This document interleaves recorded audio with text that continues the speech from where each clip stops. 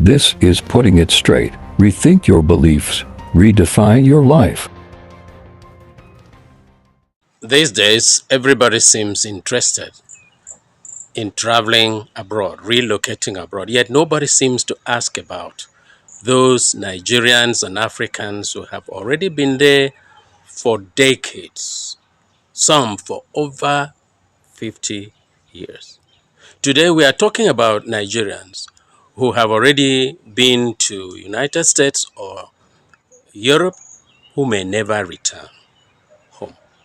In this video, you'll get to know before this video ends, one, why they got there, what they were doing there, and some are still doing there, and then why.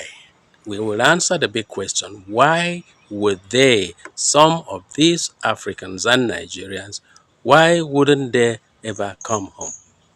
Well, study has shown that the move or the wave to travel abroad, to relocate by Africans, particularly Nigerians, occurred in three levels, what I would call three levels. The first is the one that began in the early 40s to 1950s and then climaxed in the 60s. And then a second wave began in 1970s and ran through to early 1980s. And then the third began from 1980s, early 1980s, and continues till date. So what we are going to do is to take each of them and discuss as we proceed. Now, let's talk about the first wave, which began in 1940s to right up to 1960s and beyond up to 1970s. By the 1940s and 50s, struggle for independence by West African, in fact, African nationals to shake them out of the shackles of colonialism had begun. And so students decided to go abroad because there weren't sufficient institutions of learning in Nigeria. They decided to go abroad, either to Europe or to United States, to acquire what was then called the Golden Fleece, the certificate. And of course, they had more than just the certificates. It is this first batch wave of immigrants that came back and fought for the independence of their countries. And they were the first actors in the formation of government of their land. Among these ones, we could remember vividly Honorable Dr. Nnamdi Azikiwe, who became the Governor General of Nigeria and then the President. In Ghana, also we had Dr. Kwame Nkrumah, who eventually became his country's first president. There were others in other countries of Africa. And so these were the first, among the first wave of Africans. Others may not have played such conspicuous roles in the development, political or economic, but yet they contributed to the development of their countries, respective countries at that time. So these were the Africans. They went. This first wave did return home. That's why they were able to contribute to their economic welfare. Then let's talk about 1970 to 1979, 80, early 80s.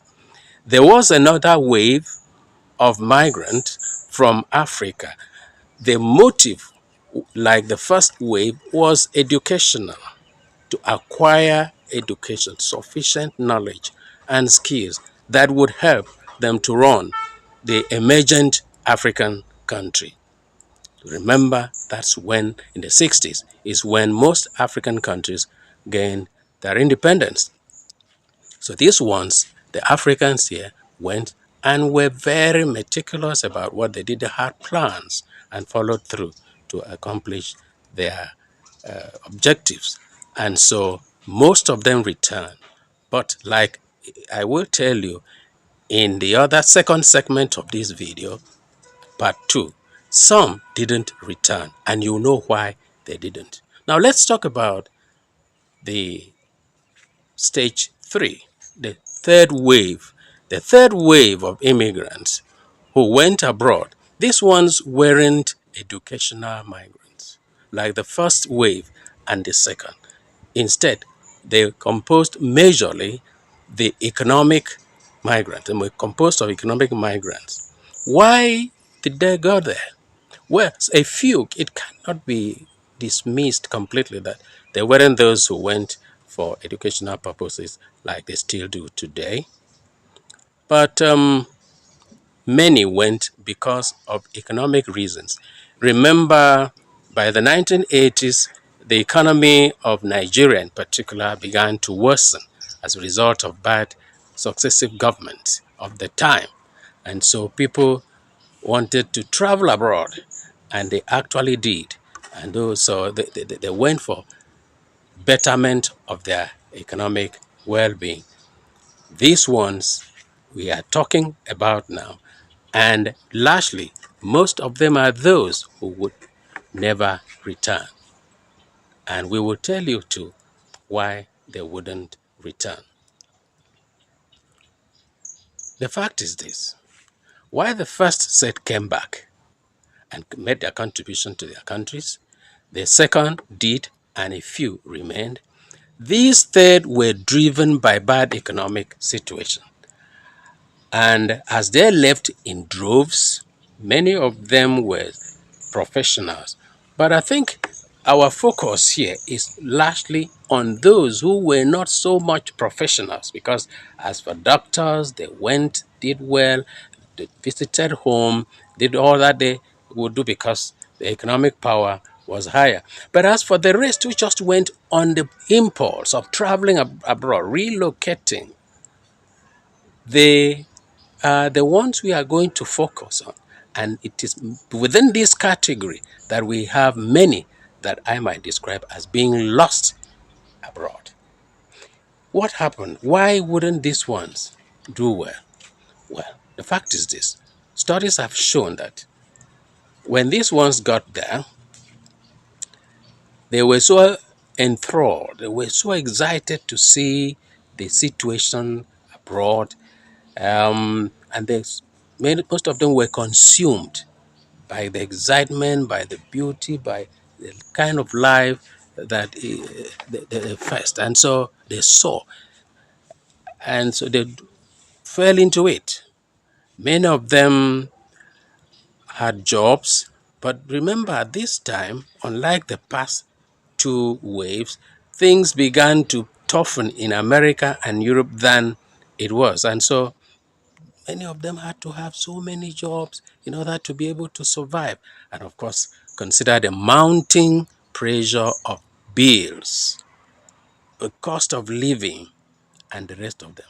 But they made some mistakes that had dire consequences on their life, and hence the ability not to be able to return home.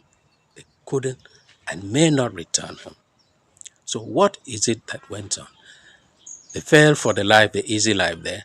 Some went to develop families, develop relationship with women, created families, and thinking they are in Africa or in Nigeria, they began to play the pranks with women, the kind of one they do in Africa. And take note, Europe and America in particular place high premium on women. Right. And so those who put women in the family way and were not able to continue, and so the relationship broke down. The law fell on them heavily, and every kobo they had, the maid needed to be given to their ex-spouses or friends to take care of the children. So the American laws, they don't play easy with people toying with the liberties of freedom of women. And so for early money, many Nigerians, many Africans have had to work endlessly in order to be able to meet the upkeep of their families and the little that they could pay their bills for, everything, water, electricity, and everything is expensive. And so little is left at the end. This makes it difficult for them to make ends meet. Some, the major reason is they never had a plan.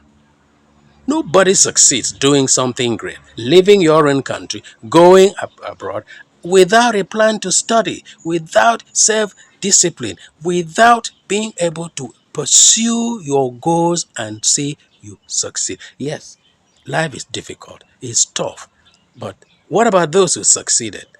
Some were outright lazy, taking easy life. And so at the end, this easy life catches up with them, making it impossible for them to have extra money to do anything. Some forgot about home. They wouldn't travel home because you needed money to be able to do that. And so they had to do some menial jobs, 23, and some they couldn't. And so they had to struggle. Some lost residencies. They had to manage with relatives, and some have to live outside. Homeless people. What we see here, pictures or images of abroad, we see here are the carefully curated ones. But the reality shows that even in the inner cities of United States and Europe, there is abject poverty. And so these Africans who messed up had to belong to the homeless ones who live in tents at the town squares and the rest of those places, unable to connect with home. Some too went into drug, sometimes unknowingly. Some they were attracted there by their friends or what that. So they ended up in rehabilitation homes. Some who had stayed long enough and had married the women there and became citizens couldn't be repatriated. Being citizens, they were subject to the little handouts that government provides. But this is not enough.